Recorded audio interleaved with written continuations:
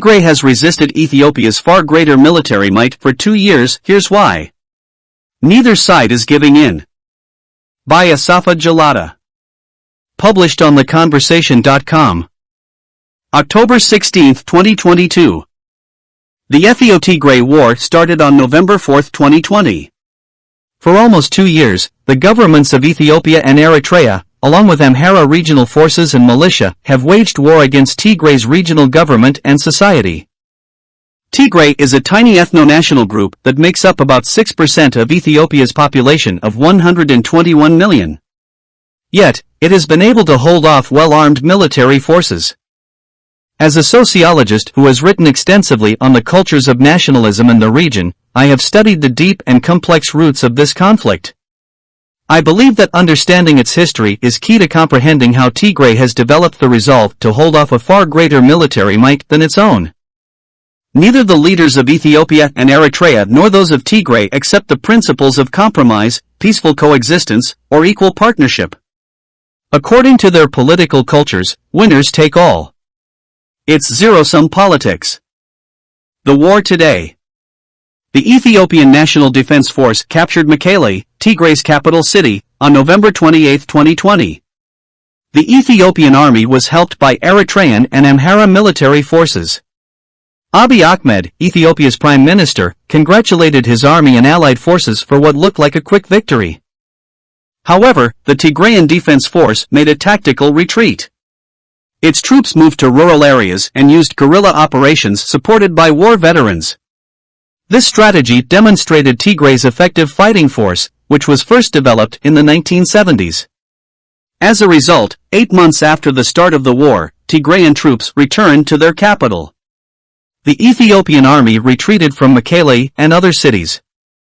Tigrayan troops then invaded the neighboring Afar and Amhara regions, and almost made it into Finfani, Addis Ababa, in November 2021. However, they soon retreated to their region. Since then, Tigrayan forces have controlled and administered most of Tigray. The Ethio-Tigray War has been devastating for Tigrayans.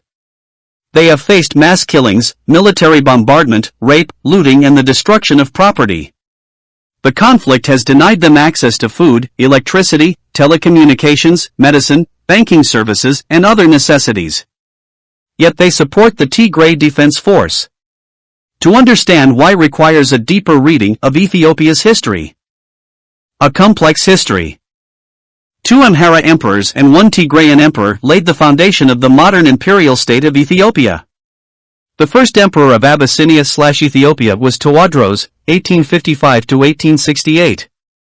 He was followed by Yohannes IV, 1872–1889, of Tigray and then Menelik II, 1889–1913. Under Menelik II, the Amhara state elite replaced Tigray's leaders. They made Tigrayan society a junior partner in building the Ethiopian empire. But Tigrayan nationalists believed their society was the foundation of the Ethiopian state. In the last decades of the 1800s, the Ethiopian empire expanded from its northern core of Tigray and Amhara by colonizing the Oromo and other ethno-national groups. It established slavery, the Nafxenya-Gabbard system, semi-slavery, and the colonial landholding system by taking the land of conquered people. The Nafxenya, gun-carrying settlers, elite, led by the Amhara, dislodged the Tigrayan elite from Ethiopian state power. Tigray was pushed to the periphery of an Amhara-dominated society. This created political rivalry between the two groups. The status and living conditions of the Tigrayan elite and people deteriorated. This, along with several wars in the region, aggravated political, economic and social problems. Accumulated grievances and many forms of resistance produced the Tigray People's Liberation Front in 1975. It aimed to liberate Tigrayans from Amhara-led governments. This helped develop Tigrayan nationalism. Tigray's 2 nationalisms. Tigrayans maintain 2 forms of nationalism. The first promotes Tigrayan autonomy, self-reliance, and development. The second is Tigrayan Ethiopianism. This theoretically maintains Ethiopia's current geopolitical boundary, with its decentralized political structures where different population groups have some autonomy. After building military power in the 1980s, Tigrayan elite dominated other ethno-national groups, particularly the Oromo, the empire's largest ethno-national group. Between 1991 and 2018, the Tigrayan elite controlled state power and the political economy. The Tigrayan elite created a pseudo-democracy. The Tigray People's Liberation Front was the mover and shaker of the Ethiopian state. The Oromo expressed their collective grievances with this political arrangement through the struggles of the Oromo Liberation Front.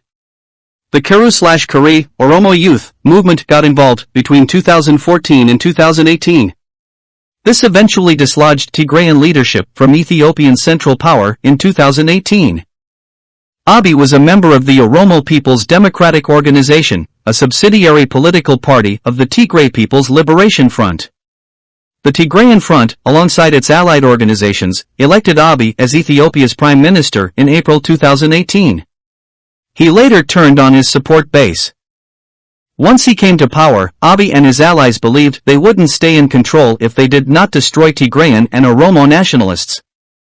These were symbolized by the Tigray People's Liberation Front, the Oromo Liberation Front, and the Oromo Youth Movement. Zero-sum politics.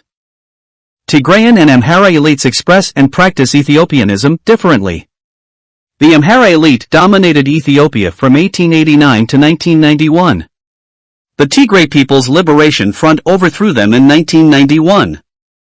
The wealth and experience Tigrayan elite accumulated over nearly 3 decades increased their national organizational capacity. This has helped them in the current war. The Oromo have rejected the dominance and tyranny of both these groups. They have carried out their liberation struggle. Abiy and his Amhara collaborators are fighting Tigrayans, Oromos and others to control Ethiopian state power.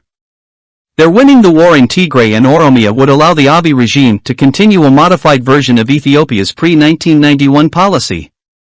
For Tigrayans, losing this battle would be equivalent to losing political power and returning to victimization, poverty, and the threat of annihilation. Uncertain future.